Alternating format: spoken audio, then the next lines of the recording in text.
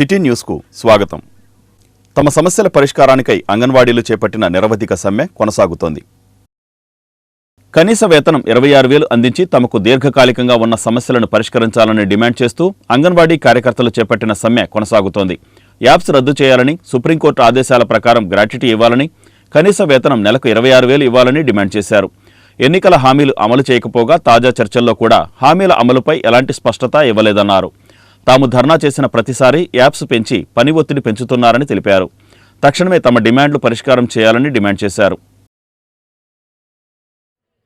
అంగన్వాడీల సమ్మె 17వ రోజు కొనసాగుతుంది. ఈరోజు జగన్మోహన్ రెడ్డి గారికి రాష్ట్రంలో ఎంతమంది కార్మికులం అయితే ఉన్నామో ఆయనకి పోస్ట్ కార్డ్ ద్వారాగా మా యొక్క సమస్యల్ని పోస్ట్ చేస్తున్నాము. ఎన్ని ఉత్తరాలు చదువుకుంటారో మాకైతే తెలియదు, కానీ మా 1,05,000 ఉత్తరాలు మీ దగ్గరికి వస్తున్నాయి. దాన్నన్నా స్పందిస్తారేమోను. మరి మీ పుట్టినరోజులు ఇక్కడే చేశాము, క్రిస్మస్లు ఇక్కడే చేశాము. జనవరి 1ని మీరు ఏం చేయదలుచుకున్నారో చేయండి. మేము మా యొక్క కనీస వేతనం ఇచ్చేంత వరకు మేము ఈ టెంటర్ను ఖాళీ చేసేదే లేదు, సమ్మెలో కొనసాగుతామని తెలియజేస్తున్నాము. అధికారులు ఒత్తిడి చేస్తున్నారు, ఫుడ్ ఇవ్వాలి, రిపోర్ట్లు ఇవ్వాలనని. ఎట్టి పరిస్థితుల్లో మా సమస్య తీర్చేంత వరకు కూడా మేము సమ్మెలోనే కొనసాగుతాము. మా స్థానంలో నియమిస్తామని చెబుతున్నారు. గత 17 రోజులుగా నియమించిన వారు ఎలాంటి సేవలు చేశారో మాకు చెప్పాలి. కనుక మీరు వేతనము మాకు ఇచ్చేంత వరకు కూడా ఈ సమ్మె కొనసాగుతుందని మేము తెలియజేస్తున్నాం. రాష్ట్ర వ్యాప్త సమ్మెలో భాగంగా మాది 17వ రోజుకి చేరింది. 17 రోజుల నుంచి కూడా ప్రభుత్వము నుండి ఎలాంటి స్పందన కూడా లేదు. కాబట్టి ఎమ్మెల్యేల ఇళ్లలో ముట్టడించినా సరే జగన్ గారికి స్పర్శ ఉన్నట్లు లేదు. కాబట్టి వెంటనే మా సమస్యలు పరిష్కారం అయ్యేంత వరకు కూడా మేము ఈ సమ్మెను విరమించేది లేదని ఖచ్చితంగా చెప్తున్నాము. అయ్యా, మేము కోరుకున్నది 2 కోరికలు. కనీస వేతనం ఇవ్వమని, సుప్రీంకోర్టు అమలు చేసినటువంటి గ్రాడ్యుటీని ఇవ్వమని మేము కోరుతున్నాము సార్. కానీ మేము ఎక్కువేం గొంతుమ కోరికలు కోరటం లేదు. నీ పుణ్యమా అంట క్రిస్మస్ ఈ టెంటలోని మహిళలు చేసుకున్నారు, కుటుంబాలను వదిలేసి. న్యూ ఇయర్ అయినా సరే ఇళ్లలో చేసుకునే భాగ్యాన్ని మాకు ప్రసాదిస్తామని ఆశపడుతున్నాం సార్. మా మొరను ఆలకించి మా సమస్యలను తీరుస్తారని ఆశపడుతున్నాం సార్, ఆశిస్తున్నాం సార్. కాంగ్రెస్ పార్టీ ఆవిర్భావ దినోత్సవాన్ని పార్టీ శ్రేణులు ఘనంగా నిర్వహించాయి. కాంగ్రెస్ పార్టీ 139వ ఆవిర్భావ దినోత్సవాన్ని పార్టీ జిల్లా కార్యాలయం వద్ద ఘనంగా జరిపారు. ఈ సందర్భంగా పార్టీ జిల్లా అధ్యక్షుడు వింత సంజీవరెడ్డి పార్టీ పతాకాన్ని ఆవిష్కరించారు. కాంగ్రెస్ పార్టీ పూర్వ వైభవానికి పునరంకితమవుదామని ఈ సందర్భంగా ఆయన పిలుపునిచ్చారు. రాష్ట్రంలో కాంగ్రెస్ పార్టీ బలోపేతానికి అధిష్టానం ఫోకస్ పెట్టిందన్నారు. తెలంగాణలో వలె ఏపీలో కూడా పార్టీ విజయానికి విస్తృత అవకాశాలున్నాయని కార్యకర్తలు సమిష్టిగా కృషి చేయాలన్నారు. ఈ సందర్భంగా స్వీట్లు పంపిణీ చేశారు. పార్టీ నాయకులు అబ్దుల్ మతీన్, కోకా ఫణిభూషణ్, అనిల్, ఎన్ కుమారి తదితరులు పాల్గొన్నారు. కాంగ్రెస్ పార్టీ నాయకులకి, కార్యకర్తలకి, ముఖ్యంగా మీడియా సోదరులకి, ఆంధ్రజ్యోతి పెద్ద ఆయనకి అందరికీ కూడా నమస్కారాలు తెలియజేస్తూ 139వ కాంగ్రెస్ పార్టీ ఆవిర్భావ దినోత్సవానికి ఇచ్చేసిన మీ అందరికీ కూడా స్వాగతం పలుకుతున్నాం. ఈ దేశాన్ని నిర్మించి స్వాతంత్రాన్ని తీసుకొచ్చి భారతదేశానికి, సువిశాలమైన భారతదేశానికి స్వాతంత్రాన్ని తీసుకొచ్చి ఎన్నో వేల మంది ప్రాణత్యాగాల తర్వాత మన దేశానికి స్వాతంత్రం వచ్చింది. ఈ 75 సంవత్సరాల్లో దాదాపు 60 సంవత్సరాల కాంగ్రెస్ పార్టీ పరిపాలనలో భారతదేశం అన్ని రకాలుగా నిర్మించబడి, అభివృద్ధి చెందబడి, ప్రపంచ దేశాల చెంతన నిలబెట్టగలిగింది కాంగ్రెస్ పార్టీ. ఈ 139వ జన్మదినం జరుపుకోవటం కాంగ్రెస్ పార్టీ వాదులుగా, కాంగ్రెస్ పార్టీ కార్యకర్తలుగా మా అందరికీ చాలా సంతోషంగా ఉంది. ప్రజాస్వామ్యం డేంజర్లో ఉంది. మోడీ నాయకత్వంలో, జగన్మోహన్ రెడ్డి నాయకత్వంలో ప్రజాస్వామ్యం విలువలు మంటగలుస్తూ ఉన్న ఈ పరిస్థితుల్లో 139వ దినోత్సవం జరుపుకోవడం మాకు ఆనందంగా ఉన్నప్పటికీ కూడా కేంద్ర రాష్ట్ర ప్రభుత్వాలు తీసుకుంటున్నటువంటి ప్రజా వ్యతిరేక నిర్ణయాలను వ్యతిరేకించి ఈ 2 ప్రభుత్వాలని గద్దెదించితే తప్ప స్వాతంత్రం కాపాడబడదనేటువంటి ఉద్దేశంతో మేము అందరం ఉన్నాం.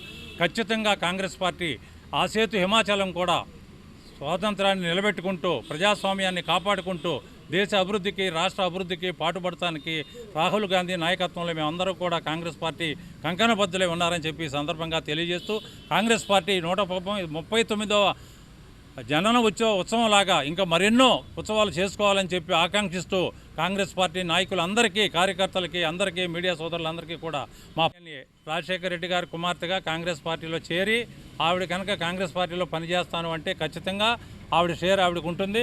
ఖచ్చితంగా కాంగ్రెస్ పార్టీకి ఆవిడ వచ్చినందువల్ల లాభమే ఉంటుంది తప్ప లాభ నష్టాలు చేయడానికి ఇది రాజకీయ పార్టీ.